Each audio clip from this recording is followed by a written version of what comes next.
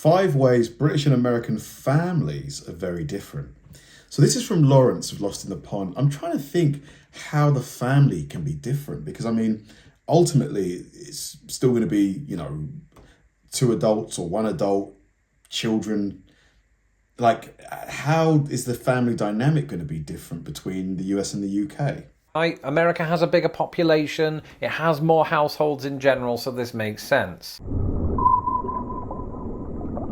Hello, I'm Lawrence and I'm on a quest to uncover all of the memos that Britain and America lost in the pond, and one of those memos pertains to family. You know, there's an old saying in the English language, families, you can't live with them, and there are studies to back me up on that. But as I discussed recently with patrons on my secret stream, there are various nuanced differences between how family life plays out in Britain and America. And as I said to my patrons last Friday, I've experienced the best and the worst of both sides of the coin. And so today, at the risk of alienating everyone in my families, I'm going to lay out some of my observations. Here are 5 ways that British and American families are very different.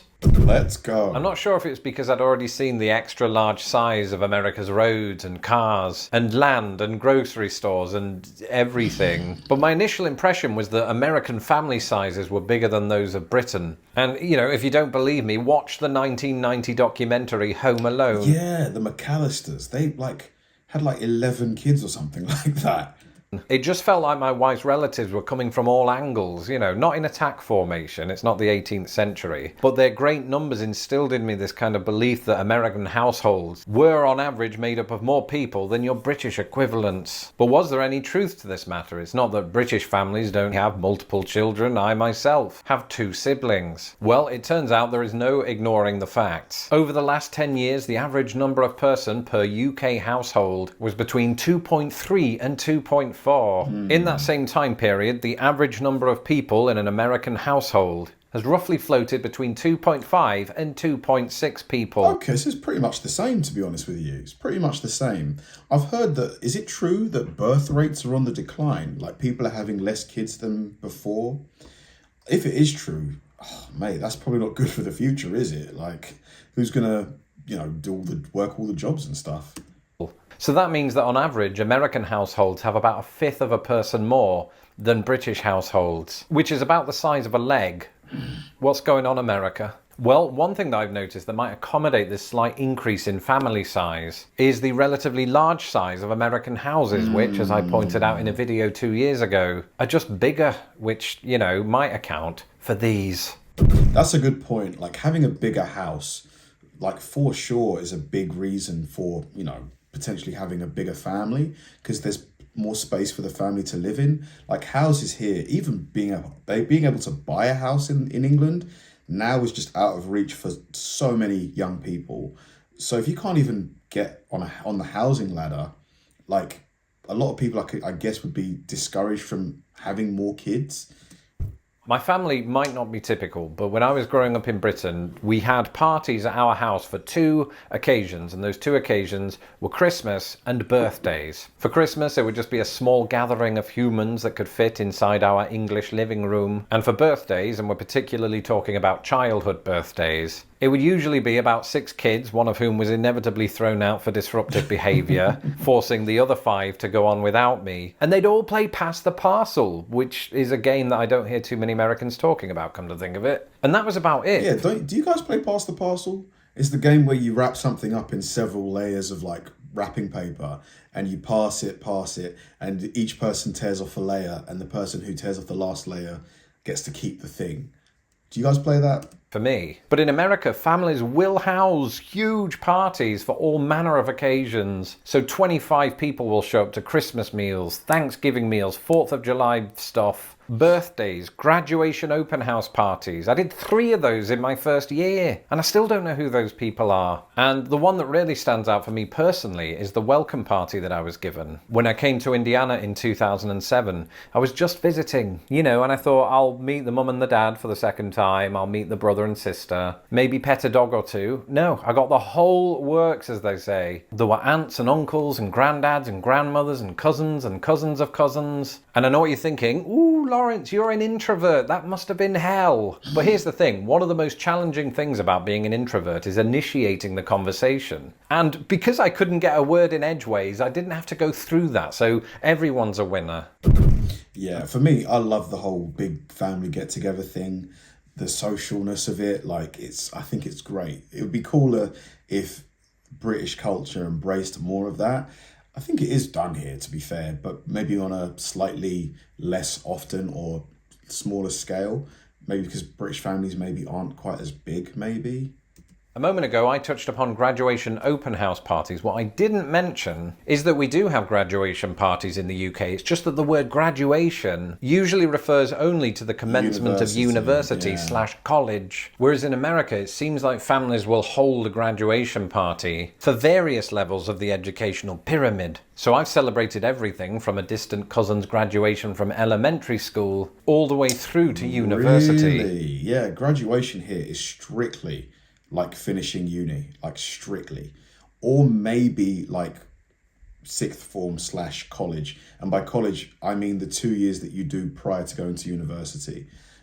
You don't really graduate from first year 1, year 2, year 3.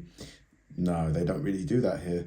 And it's all good. You know, you normally give them a card with some money in it, even though you needed that yourself. And presumably they put it toward their first car, you know, not the elementary kids. Or the high school kids come to that. I don't know what they spend it on. All this to say that American families place a great deal of emphasis on the educational excellence of their kids. Now, I'm not saying this doesn't happen in Britain. Of course it does. I just think the idea of pushing their kids to excel academically is, generally speaking, more prominent in the United States. This doesn't just apply to grades, it's things like extracurricular activities. It seems like it's a really big thing here for kids to be on a sports team or to be in band or to do, what was it called? Yes, colour guard. That's where you throw the sticks and the flags in the air and you catch them in ways that I can't even comprehend. And American families are super supportive of this. You know, many of them will go and watch their kids perform, and I've even been to a few myself. And what can you say at the end of such an event? Oh, your flag throwing skills were really impressive, presumably. I mean, I don't know the rules. The point is, whether we're talking about football or marching band or honour society, it seems to me that a kid's extracurricular activities play a larger role in the dynamics of an American family as opposed to a British one. I sort of hate this bit because I don't have any data to back it up. It's just all feeling. So instead, let's talk about something for which I do have some numbers. That is a big one as well, because I think it helps on your like university application, doesn't it? If you're an American, what would you be, like a high schooler? Having like lots of extracurricular things like, oh, I was in the chess club, I was valedictorian. Is that like class representative? You know, if you have lots of things like that, it makes you seem like does it make you seem like a more capable or like a well-rounded person? Here, they don't really care. It's all about what you got in your grades. Like, what did you get in your final exams? You get like a certain amount of points, and the higher the points you get, the better the university you can go to.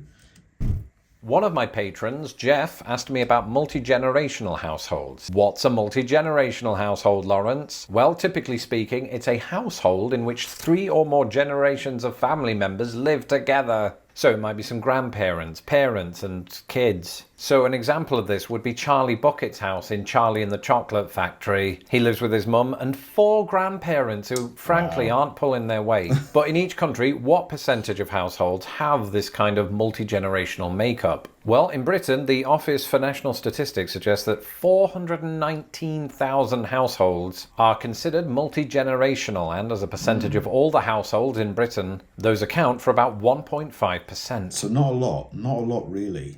In America, it's about 4 million households, but whoa, back up the truck, right? America has a bigger population, it has more households 2%? in general, so this makes sense. But even when you do account for that differential, 4 million households is nonetheless 3.2% of all American households. So it's still a decently higher proportion. So double the households in America will have multiple generations in there. I think if you've got kids, like having a grandparent or more than one grandparent in the house could be so like great, you know, having someone else to help you look after the kids, just having your parents around.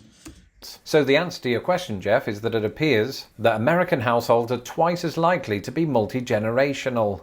What do we learn from that? I don't know, but it's an interesting fact.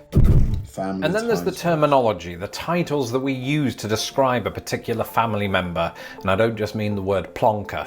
No, I'm talking about the American mom versus the British mum, or pops versus my old man. Whereas both Britain and America might refer to their younger sibling as younger brother or younger sister, Americans might occasionally refer to that person as their kid brother or kid sister. In Britain, as with the US, you might hear your parent's parental figure be described as granddad, grandfather, or grandpa. But one word that I heard in the Midwest, and I gather is used in the South, is papaw, or variants on that. Yeah, pawpaw. Yeah, we don't use that over here. Pawpaw. Is there like a grandma equivalent? Mama?